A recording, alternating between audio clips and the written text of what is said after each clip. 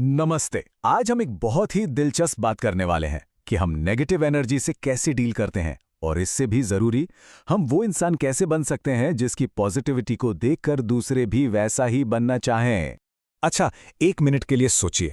जब कोई हम पर गुस्सा करता है या हमसे ऊंची आवाज में बात करता है तो हमारा पहला रिएक्शन क्या होता है? ये एक छोटा सा सवाल है, पर यकीन मानिए हमारे सारे रिश्तों की कहानी इसी में छुपी है। तो देखिए, जब भी कोई एनर्जी, खासकर नेगेटिव एनर्जी हमारी तरफ आती है तो हमारे पास मोटे तौर पे 3 चॉइस होती हैं। या तो हम उसे रिफ्लेक्ट कर दें, मतलब वापस भेज दें, या उसे एब्जॉर्ब कर लें, यानी सोख लें, या फिर उसे ट्रांसफॉर्म कर दें, मतलब पूरी तरह से बदल डालें। तो ये हैं वो 3 रास्ते: रिफ्लेक्ट, एब्जॉर्ब और ट्रांसफॉर्म। चलिए अब जरा एक एक करके समझते हैं कि इन तीनों का असल में मतलब क्या है। पहला तरीका है रिफ्लेक्ट करना, मतलब बिल्कुल शीशे की तरह। जो एनर्जी सामने से आई, हमने हूबहू वही वापस लौटा दी। किसी ने गुस्सा दिखाया तो हमने भी बदले में गुस्सा दिखा दिया। सीधी सी बात, जैसे को तैसा। और सच कहूं तो ज्यादातर हम यही करते हैं, है ना? ये हमारा सबसे नेचुरल रिएक्शन होता है। दूसरा तरीका है एब्जॉर्ब करना, मतलब स्पंज की तरह सब कुछ सोख लेना। किसी ने कुछ बुरा कहा, गुस्सा किया और हमने बाहर से तो कुछ नहीं बोला, चुप रह गए, लेकिन वो सारी नेगेटिविटी अंदर चली गई। ऊपर से सब शांत दिखता है, पर अंदर एक बेचैनी, एक भारीपन महसूस होता रहता है। और फिर आता है तीसरा और सबसे कमाल का तरीका, ट्रांसफॉर्म करना, मतलब पूरी काया ही पलट देना। किसी ने हमारी तरफ पत्थर फेंका और हमने जवाब में फूल दिया, मतलब उस नेगेटिव एनर्जी को लिया और उससे प्यार या समझदारी जैसी पॉजिटिव एनर्जी में बदल दिया। ये असली ताकत है। अब ये बहुत दिलचस्प है कि आखिर ये रिएक्शंस आते कहां से हैं। देखिए, जो पहले 2 तरीके हैं ना, रिफ्लेक्ट करना और एब्जॉर्ब करना, इन दोनों के पीछे हमारा डर और हमारा ईगो यानी अहंकार काम कर रहा होता है। लेकिन ट्रांसफॉर्म करने की जो ताकत है वो सिर्फ और सिर्फ प्यार से आती है। अच्छा, इस ट्रांसफॉर्मेशन को और अच्छे से समझने के लिए दुनिया का सबसे अच्छा उदाहरण लेते हैं, एक माँ। वो ट्रांसफॉर्मेशन की सबसे परफेक्ट मॉडल होती है। इस बात को जरा महसूस कीजिए। सोचिए, एक छोटा बच्चा जमीन पर लेटकर रो रहा है, चिल्ला रहा है, पूरा तूफान मचा रखा है। तो मां क्या करती है? क्या वो भी बच्चे की तरह चिल्लाती है? नहीं, वो उसकी नकल नहीं करती। देखिए, मां न तो उस एनर्जी को रिफ्लेक्ट करती है, मतलब वो बच्चे पर पलटकर चिल्लाती नहीं है, न ही वो उसे एब्जॉर्ब करती है, मतलब वो दुखी होकर बैठ नहीं जाती कि मेरा बच्चा ऐसा क्यों कर रहा है। वो सिर्फ एक काम करती है, ट्रांसफॉर्म। वो उस गुस्से को, उस बेचैनी को सिर्फ और सिर्फ अपने प्यार में बदल देती है। ये ट्रांसफॉर्म करने की काबिलियत हम सब में है, बिल्कुल नेचुरली। तो फिर सवाल ये उठता है कि हम सब ऐसा क्यों नहीं कर पाते? बड़े होते होते ऐसा क्या हो जाता है?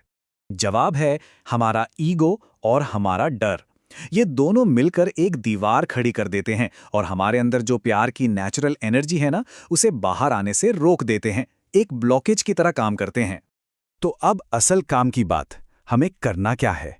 हमें दूसरों की नेगेटिविटी को कॉपी करना बंद करना होगा और फोकस इस बात पे लाना होगा कि हम खुद एक ऐसा एग्जाम्पल बने, एक ऐसी मिसाल बने जिसे देखकर लोग पॉजिटिव होना सीखें। तो अब हमें इस नेगेटिविटी के जाल को, इस साइकिल को तोड़ना होगा। किसी और के बुरे बर्ताव की नकल करने के बजाय हमें वो इंसान बनना है जिसकी अच्छाई की, जिसकी पॉजिटिव एनर्जी की लोग नकल करना चाहें। ये बात याद रखनी चाहिए कि जब एक इंसान बदलता है ना, तो उसकी पॉजिटिव वाइब्रेशन से कई और लोग भी बदलने लगते हैं। और इसकी शुरुआत करना कोई मुश्किल काम नहीं है, बस छोटी छोटी चीजों में पहल करनी है। अगर किसी से अनबन है तो इंतजार क्यों करना? पहला कदम हम बढ़ा सकते हैं। किसी को मदद की जरूरत है तो हम पहले पूछ सकते हैं। किसी को समझने की कोशिश हम पहले कर सकते हैं। और सबसे जरूरी, माफ करने में पहल हम कर सकते हैं। और जानते हैं, जब हम ऐसा करते हैं तो इसका फायदा सिर्फ एक को नहीं, 2 लोगों को होता है। सबसे पहले तो हमारी खुद की एनर्जी बचती है, हम अंदर से मजबूत होते हैं। और दूसरा, हमारी पॉजिटिव एनर्जी से सामने वाले इंसान की हीलिंग भी शुरू हो जाती है। कमाल है ना? चलिए अब एक आखिरी और शायद सबसे गहरी बात पर आते हैं, झुकने की ताकत। अक्सर हमारा ईगो हमें सिखाता है कि झुकना मतलब हारना, पर क्या ये सच है? असल में झुकने में ही असली जीत छिपी है। ये समझना बहुत जरूरी है कि जब हम लड़ाई झगड़े की जगह शांति और सुकून को चुनते हैं तो ये हमारी हार नहीं होती, ये हमारी समझदारी की, हमारी ताकत की सबसे बड़ी जीत होती है। इस लाइन को कहीं लिख लीजिए, जो चीज़ दुनिया की नज़र में या हमारे ईगो की नज़र में हार दिखती है, वही असल में हमारी जीत होती है। ये रिश्तों का एक बहुत सीधा सा नियम है। सोचिए, अगर सामने वाला इंसान अकड़ा हुआ है और हम भी अकड़ जाएं, तो क्या होगा? टकराव बढ़ेगा, वो और अकड़ जाएगा। लेकिन अगर वो अकड़ा हुआ है और हम थोड़ा सा झुक जाएं, तो सामने वाला खुद ब खुद नरम पड़ जाता है। तो आखिर हम झुकें क्यों? किसी और के लिए नहीं। ये विनम्रता, ये झुकाव सबसे पहले हमारी अपनी शांति और खुशी के लिए है। ये दूसरों तक सुकून पहुंचाने के लिए है, और ये हमारे रिश्तों में प्यार और हार्मनी बनाए रखने के लिए है।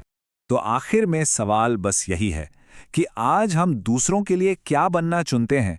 वो शीशा जो नेगेटिविटी को सिर्फ लौटाता है, या वो सूरज जो अपनी रोशनी से दूसरों को भी रोशन करता है? चॉइस हमारी है,